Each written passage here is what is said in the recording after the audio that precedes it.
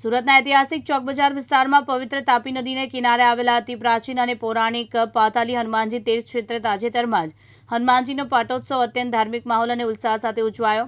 પવિત્ર તાપ્તી માતાના કિનારે સ્વયંભૂ પ્રગટ થયેલા તીર્થ ક્ષેત્રને પાટોત્સવ નિમિત્તે વિવિધ ધાર્મિક કાર્યક્રમોનું આયોજન કરવામાં આવ્યું। પવિત્ર યજ્ઞ હવન મંદિર પરિસરમાં શાસ્ત્રોક્ત વિધિ મુજબ પવિત્ર યજ્ઞ અને હવનનું આયોજન થયું।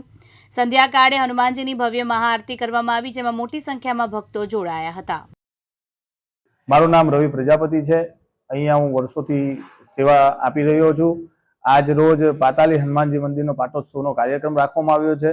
સવારથી અહીંયા યજ્ઞનું આયોજન કરવામાં આવ્યું છે। સાથે સાથે હનુમાનજી મહારાજને તેલનો અભિષેક કરવામાં આવી રહ્યો છે અને સાંજે સુંદર ભંડારાનું આયોજન કરવામાં આવ્યું છે। આજે બીજા શું કાર્યક્રમો રાખે? આજે સાથે સાથે ગૌ માતાની સેવા કરવાની છે, તેમજ સંતોને અહીંયા સ્વાગત સન્માન કરવાનું કાર્યક્રમ રાખ્યું છે અને વિશિષ્ટ મહેમાનોને આમંત્રિત કર્યા છે। વાત કરીએ તો ભગવાન હનુમાનજીનો પ્રાગટ્ય દિવસ છે, તો આનું શું મહત્વ છે?